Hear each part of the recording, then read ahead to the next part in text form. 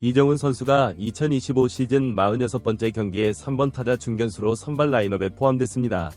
이번 경기 상대는 애틀레틱스입니다. 샌프란시스코는 애틀레틱스와의 3연전 마지막 경기를 치르게 됩니다. 샌프란시스코는 애틀레틱스를 만나면서 연패에서 벗어났고 2연승을 거두면서 최근 10경기 성적을 5할 승률로 맞췄으며 1위 다저스와의 격차를 단 2경기 차이로 좁혀놨습니다.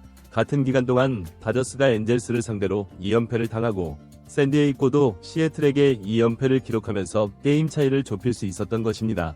애틀레틱스를 상대로 수입을 달성하면 더 좋겠지만 그 길은 결코 순탄해 보이지 않습니다. 애틀레틱스의 선발 투수가 다저스전에서 1실점 호투를 펼쳤던 스프링스이기 때문입니다.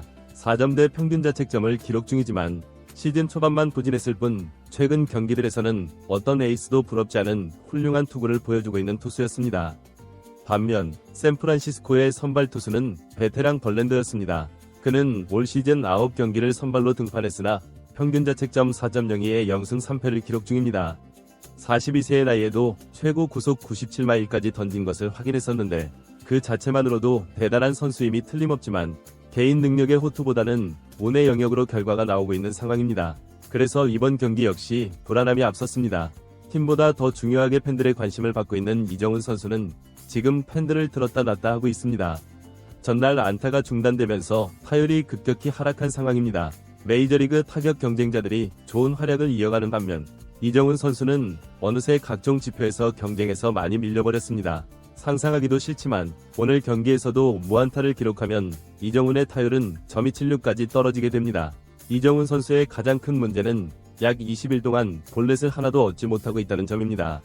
안타를 50개 이상 기록한 선수들 중에서는 단연 최하위입니다. 전날 세베리노를 상대로 삼진을 당하기도 했습니다.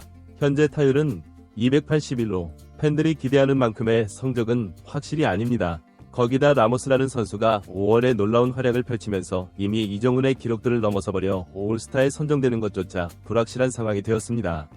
그렇다고 이정훈이 이대로 끝날까요? KBO 시절에도 부진했던 달이 있었습니다.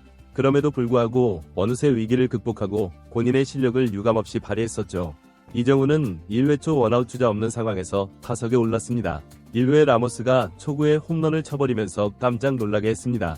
이정훈은 초구 바깥쪽으로 휘어진 슬라이더를 지켜봤고 이 구째에도 낮게 던진 슬라이더를 살짝 건드리면서 3루 쪽으로 흐르는 땅볼로 아웃이 되고 말았습니다. 이정훈은 스스로를 압박하고 있는 것으로 보입니다.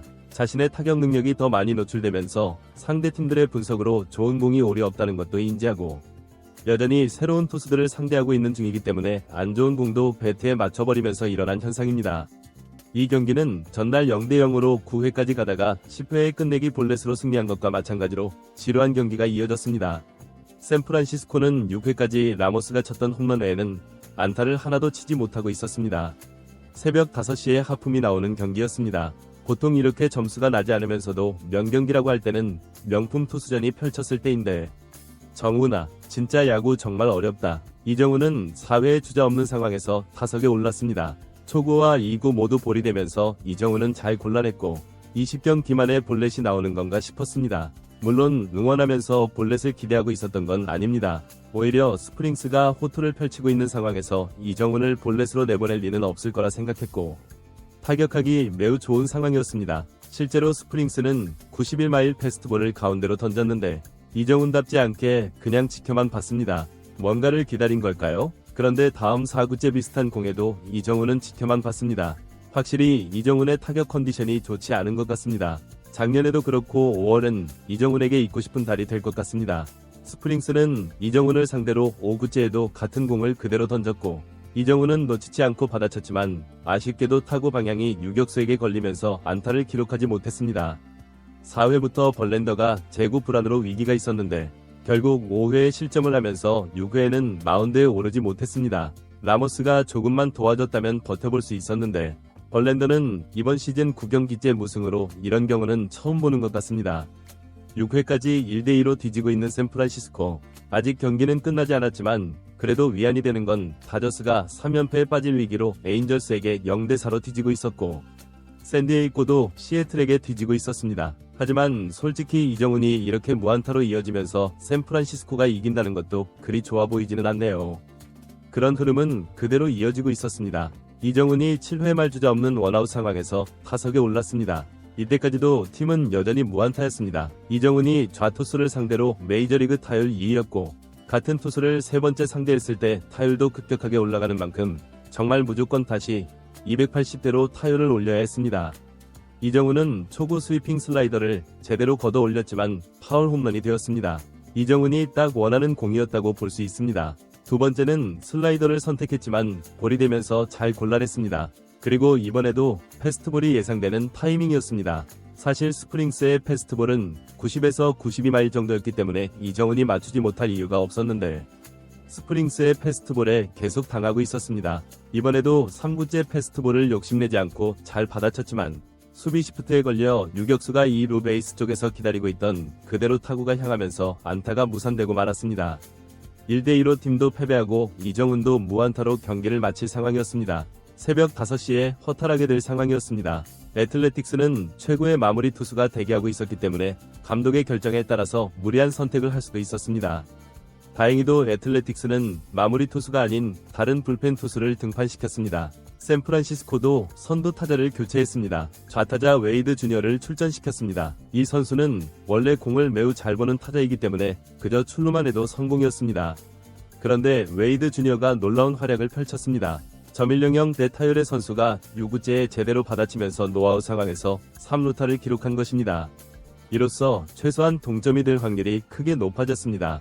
이어서 또 대타를 내보내는데 베일리가 중전 안타를 치면서 손쉽게 동점을 만들었고 라모스의 역전 안타까지 터지면서 8회 한 이닝 만에 대역전극을 완성했습니다.